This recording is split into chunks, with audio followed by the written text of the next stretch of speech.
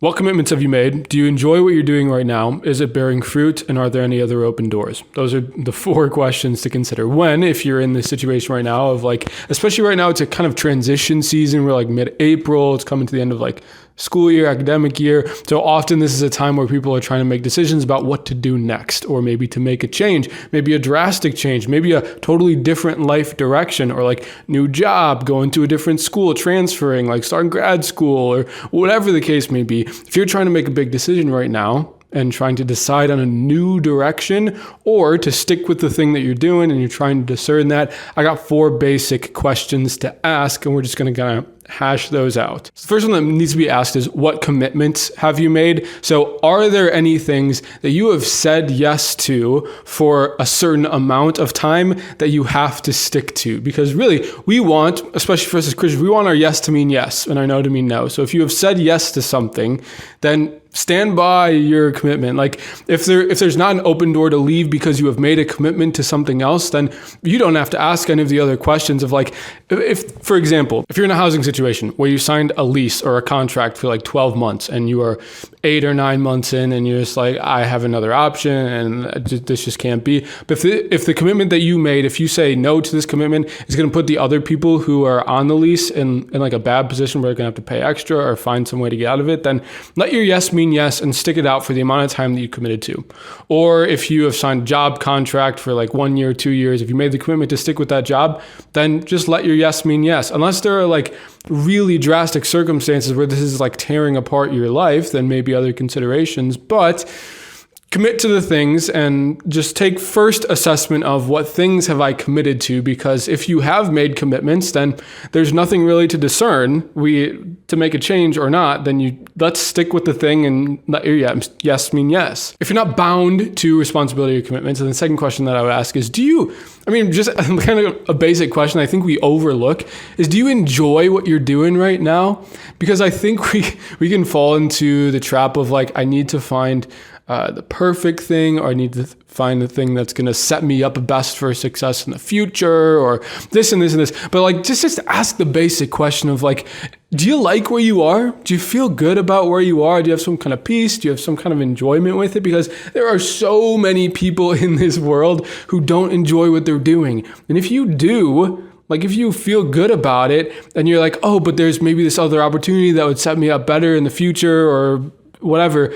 If you enjoy where you are right now, you don't need to overthink it too much. If you're in a good spot and you enjoy it, then just take that into consideration. If you don't, if you are genuinely I don't enjoy this, then take that into consideration too. If there's another option, then if I don't enjoy, if I don't have peace with what I'm doing, then okay, maybe consider other things. Doesn't mean you always have to enjoy the thing that you're doing. Again, if you've made a commitment to it or if there are other circumstances, but if you do have some amount of enjoyment with it, or you can rationalize I'm enjoying this, then good, stick with that. Third question to ask is this bearing fruit? What is the result of the commitment I've made to this or the thing that I'm doing? Either, again, I don't know if it's housing situation, job, life decision, vocation, whatever it is, where I am right now versus where I might be. Where I am right now, is it bearing fruit, both in the lives of others and in myself? So for others, right now, I work in a ministry job. If you're a missionary, if you are a college student or whatever it may be, if you work in a service job or you live in a house with other people, are you making a positive impact on them? Are you successful in what you're doing? Is it benefiting other people? Is it good for other people? Are you blessing other people with this decision, this place that you've been in? If yes, then great. A tree is judged by its fruits. So if your tree is healthy and it's bearing good fruit, then awesome. Especially if it's bearing good fruit for you. Are you growing in this season? Has where you've been or what you're doing been blessing you? Have you been learning new things? Have you been encountering new people that have blessed you in the position that you're in? If it's bearing fruit, then great. And if it's not, then let's take that into account as well. if nothing is happening and you've been just like striving at this for a long time, and just like, especially if it's a situation where you've stuck with it for a little while and you've been just really trying and it just hasn't been bearing fruit, then take that into consideration as well. And finally, the fourth question, and very practically, is, are there other open doors?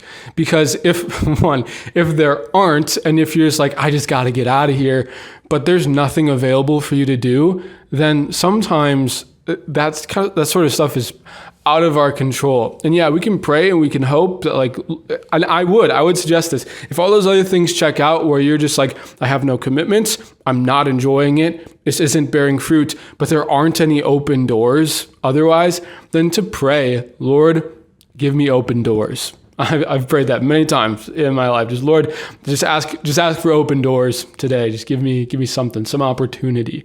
If there are open doors, like, just look around at the things like, okay, what opportunities do I have? What opportunities could I have if I, just actually looked a little bit, maybe if you haven't, but like, what are the other things that I could be doing? And then maybe do some assessment of what those open doors are and how you feel about that. But hopefully these are 4 basic just questions to ask when you're trying to make a decision and trying to figure out where you're going. It's like, 1, have I made any commitments? If you have, let's let our yes mean yes a little bit. If you haven't, then just keep going asking these questions. Number 2, do you enjoy what you're doing right now? Like, let's actually put some stock into that. And if you're enjoying it, be okay with just sitting where you are. Don't feel like you need to always be changing or the grass is greener somewhere else. Like, it's okay to stay where you are if you enjoy it. And especially number 3, if it's bearing fruit for others or for yourself. And if not any of these things, and 4, are there other open doors? Like, what are the opportunities that are actually placed in front of you? And if there aren't, then maybe the Lord is just inviting you to stay where you are, if even just for now, and maybe eventually open doors will come, and it's okay to pray for open doors if you're looking for them. But I hope that these 4 questions are simple enough to help you figure out where the Lord might be calling you to, because we can trust, like, we can just look into ourselves and ask these basic questions, like, how do I feel, and what is the environment, and what is the fruit? And I think those help us to identify where the Lord might be leading us and what he is putting on our hearts about making changes or staying in our lives.